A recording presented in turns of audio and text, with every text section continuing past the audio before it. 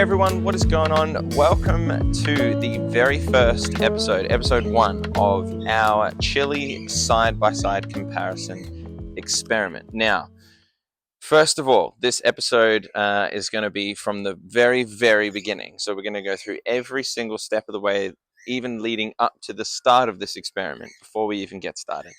But today I thought I'd just run through the introduction of exactly what we're going to be doing and going from our seeds, our very first seeds, all the way through to clone, where we take our final seedling clone, make it 3 different clones, and then provide our test, our side-by-side test. So a little bit about the testing to begin with. We're going to be running chili seedlings in 3 separate soils. So I'll just grab you a pot and I'll show you.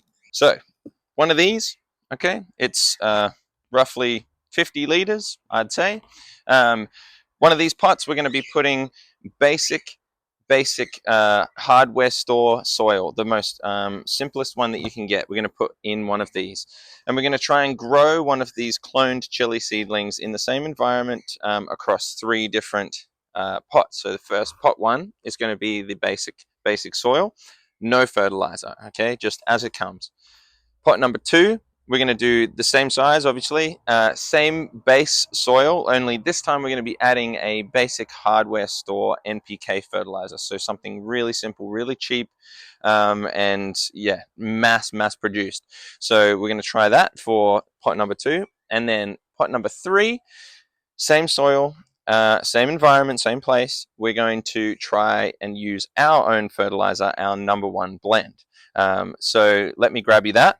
So here are the 2 fertilizers. We've got our basic NPK all-purpose fertilizer, and then our number 1 blend. So this is going to be pot number 2, pot number 3. So one with nothing, one with this, and one with this. Okay, all grown in the same basic soil and all grown from the exact same clone of the same chili plant, hopefully in the exact same environment across a few seasons. Now, what we're hoping to prove is that this, our number 1 blend, not only provides all the nutrients we need to provide beautiful homegrown chilies that are nutritious, but over the long term, we're going to build season after season of these great producing chilies. Now, this one, we may also provide year after year fertilized soil, which gives us great chilies. But what we're hoping to show as well is that through nutritional testing and heavy metal testing, that the chilies in our organic fertilizer are going to be much safer for our consumption and also much more nutritious at the end of the day.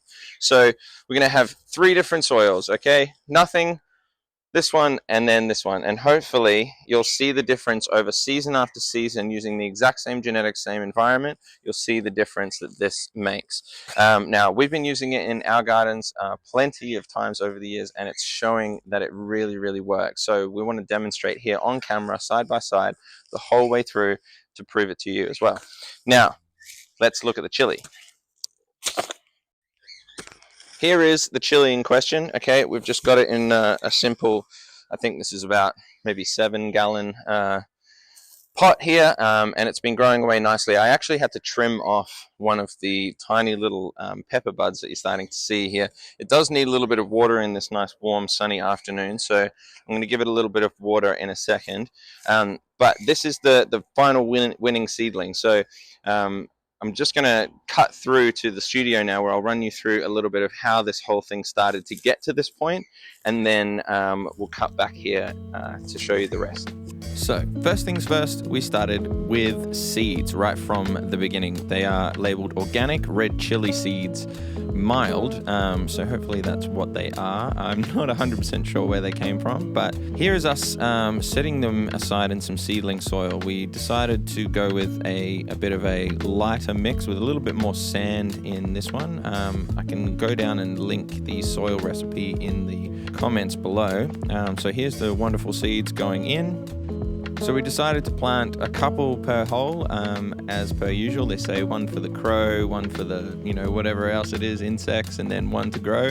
So yeah, a couple in each hole just to make sure that we got some success, and we could pick the absolute strongest seedlings. So remember, we're looking for the ones that stood out the most, the ones that shot out of the gate and show us some real strength and good genetics growing in this environment.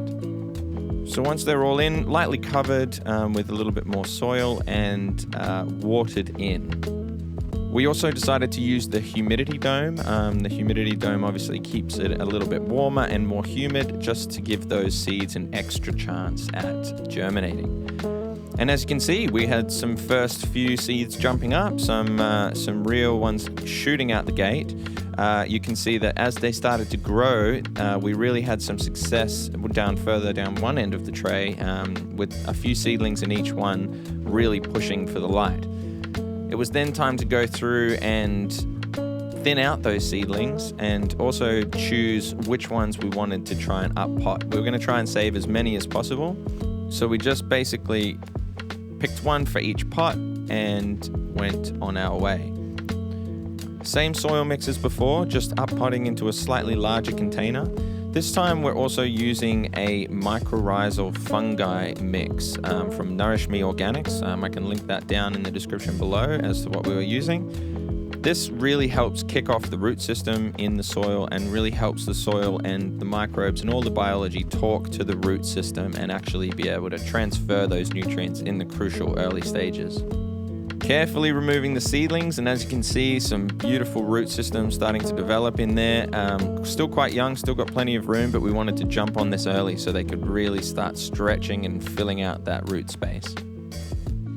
Gently teasing each one apart and popping it into its own little pot, nice and secure, and making sure all of the soil fills around the edges there.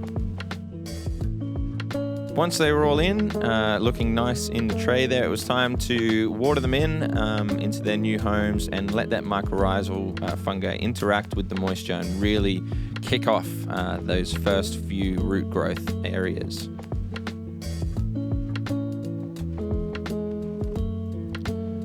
So after not too long, we had one real standout chili that was really pushing towards the sky. A lot of them did really well, and we also got rid of a few to some of the lucky people that joined us at the Redlands Garden Share.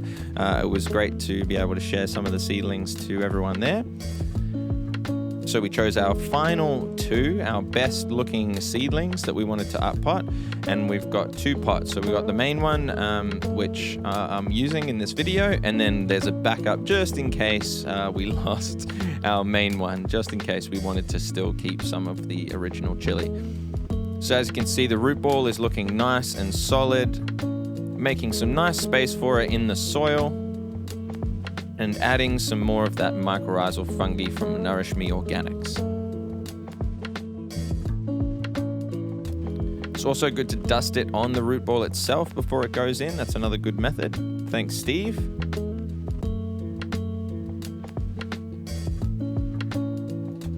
And then a final watering into its new home. This is actually day 89 from seed, if you were wondering. Next was to chop up some mulch nice and fine, just to go around the top of the soil, make a nice blanket, keep all the moisture in. So we tuck it into bed there wonderfully.